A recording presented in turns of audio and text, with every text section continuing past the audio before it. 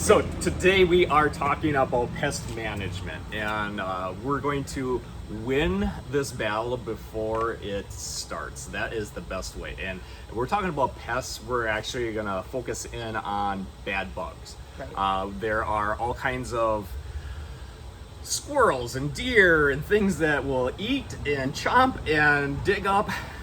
We'll address that another day. But today we're going to focus on the bad bugs.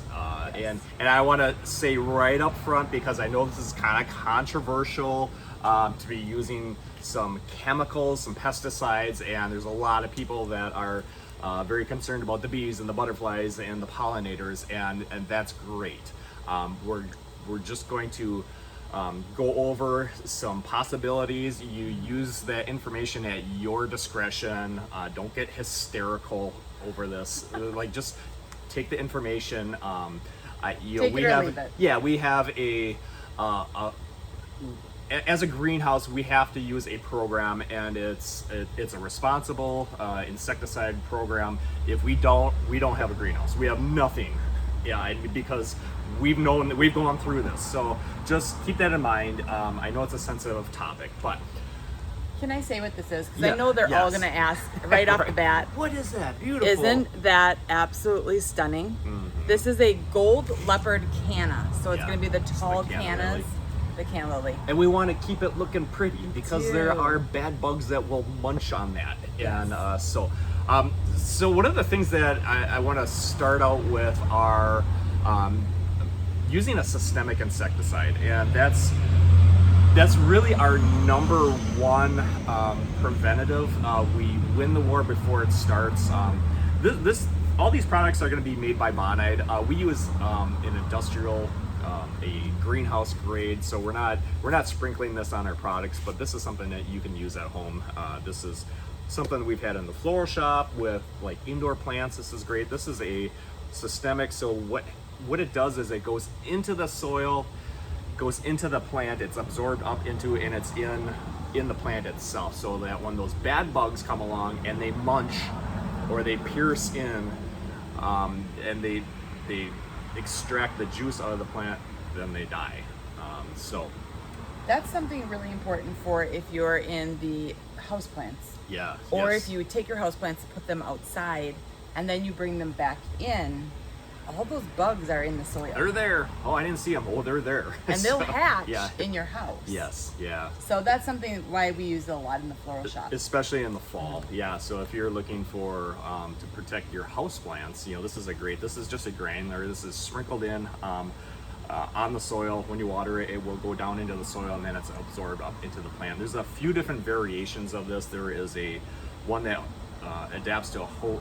You can put it right on your hose, and you can, your outdoor plants, you can water in, and it'll be absorbed that in. one? No, that's a different. It looks like this, but this is actually a different product. But the systemic also comes like this as a hooks up to your hose, and you can go through, water your plants, and it's absorbed into the plant.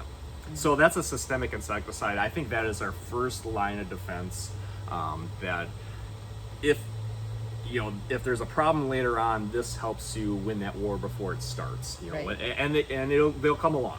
So that's one of my first How lines many of of defense. you have started, like we've just now started hearing customers saying Oh yeah, they're cutworms. yes, in the garden. Or the Asian beetles. They'll be or up. the potato bugs. Yes. And they're all of a sudden like, oh, I lost my whole garden to cutworms. It seems like all of a sudden, they emerge, they come out of the soil, and everybody is like, they do exactly all my what they tomatoes say. are gone. They Yeah, so, cut it, and then the tomato just falls over. like little lumberjacks with your tomatoes or your garden. So that's why we want to win that war before it starts. So a systemic insecticide is for our plants, our flowers. So that's one of the first things. Now there is an insecticide that is organic. Yes. So Neem oil. Neem oil. There are a few organic alternatives here. So the neem oil, kind of like this one, as it's not a heavy hitter, but it's a good it's like a 3-in-1. So it's an insecticide, it is a fungicide, and it's also the miticide. 4-in-1 nematicide. I'm not even gonna try. So this, That's why I pointed and I didn't attempt thanks for taking that one for me. So the neem oil, and it's oil from the neem tree, and it's a natural organic. Can be used for organic gardening. So this is in the Captain Jack series. Again, this is made by Bonide. It's kind of nice to have that 4-in-1. And you spray it right on. So that's neem oil, and neem oil comes in several different forms. This one's also for organic. Yep. Yeah, actually, both of these. So if we move on into, okay, I have a problem. There's visible bugs. They're munching, they're chewing, they're destroying my plants and flowers. We got to kind of step it up. So these are actually both in the organic for organic gardening. So you go into a soap. So this is the insecticidal super soap. This is the dead bug brew, and they're different chemicals. So I don't mind using both. Just to, like, I'm gonna make sure that neither one, that I can go at it in two different angles. If we talk about like aphids are our biggest enemy in the greenhouses. We haven't had them. No, we've been good. aphid free, not a single aphid, because I stayed on top of it and made sure that we do not. We won that war before it started last year. I battled aphids. Towards the end, yeah. Yeah, towards the end. And I know there's a lot of like DIY, when it comes to aphids, and you're gonna read blog articles by people who know nothing about gardening or greenhouse, and they're like, oh, just use some Dawn dish soap and you can spray the aphids and they'll die. No, they won't. They're gonna be really clean. Yep, you're gonna give them a squeaky clean bath, and those aphids are gonna reproduce every 2 days, and you'll have millions of aphids before you know it, within the week. So. If you see aphids, and they're usually like little brown or little green, they actually walk, and they're very hard to get because they're underneath the plant. So if you're spraying here, you're not getting them. You've got to get underneath. You have to get everything on that. And they just reproduce so fast, and I mean you can have millions of aphids so fast. So that's where you got to come in with like a farm. Yeah, like you don't have flowers anymore. You have an aphid farm. So. An insecticidal soap is something that you're going to have to hit them hard with, because you will not knock them down easily. Don't mess around with aphids. Mm-hmm. Don't think that you're going to squirt them with some soap, with like Dawn dish soap. You have to really hit them hard. So another thing that we don't have them here that I know of. But people talk a lot about the budworms on petunias, and I think that's more of like a southern thing. That's the one that I read a lot, and it's not something that I've experienced. But Bonide also has a BT, and BT stands for, it's like bacterium. It's a great big long scientific word, but. Get the Bonide, it's in the Captain Jack series BT, and you can spray right on your petunias. And I know the budworms destroy a lot of petunias south of here. Our big thing around here are the potato bugs. Potato bugs, yeah, the Japanese beetles. Japanese and beetles, they love you'll see. white. They love the white petunias or the white anything. Yeah. That's their first. They'll eat it all, but yeah, the petunias especially. And the Japanese beetles, for us, normally it's like around June, and they're again, you can hit them with that insecticidal soap.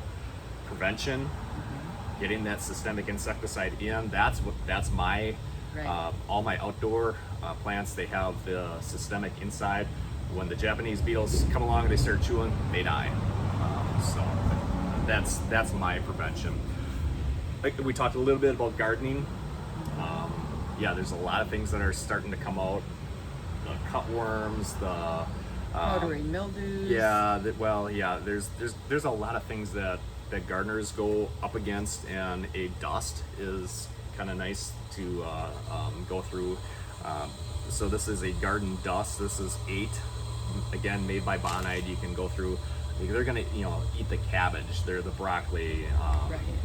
Going against that. So a garden dust might be something to consider using for in the garden to protect your vegetables. So it's kind of the week of what are the worst case scenarios of I what know. are, you know, what's It's- the bad location of putting plants? What's the bad bugs that we're dealing But with? we have to address it. You know, do. like I want people to know that there's some options, because we Yes. get that in the greenhouse. That's what we experience. And as we they're don't want you coming in. just to say, "Oh, I give up." Yeah. And it's not. There, you know, there's a joy in gardening, but Yeah. there's some things that can make it less frustrating. Yeah. So there's a few options to consider, and you know, again, there's, you know, consider all the options. And there is a lot of organic ones. Mm-hmm. So, you know, you don't have to. like a neem oil. I mean, Right. the neem oil is a That's great. Yeah. Less impact, but you know, it's an organic. So there are options, especially for like gardening. So you know, I don't want those chemicals on my garden. You know, and that's totally understandable. So consider one of the organic. That's just a natural product. So you know, one of the things that we use in the greenhouses as a spray is pyrethrin, and pyrethrin is a natural. It's actually derived from mums. Yep. And that's a heavy hitter. It's a very effective. It sounds so technical, though. Yeah, like the pyrethrin. name Well, does. well, that's some scientists that gave it some name that, but that was developed. They noticed that bugs don't destroy mums, and like, why? When they started digging into it, well, they have a natural chemical inside them that protects the plant. So they started extracting the pyrethrin and made it into different sprays, and that's one of the things that we use in our greenhouses. It's very effective against aphids and fungus gnats and thrips, and there's a lot of bad things that we deal with in an enclosed greenhouse, and pyrethrin is a great thing that we use. Perfect. So, but anyway, that's Some a tips on that. few tips on how to win that war before it starts, because we're heading in. It's early summer.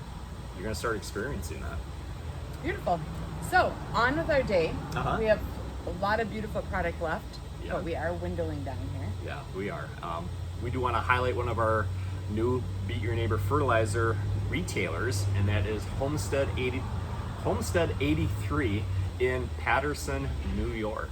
So that's one of our new retailers where you can find our Beat Your Neighbor fertilizer.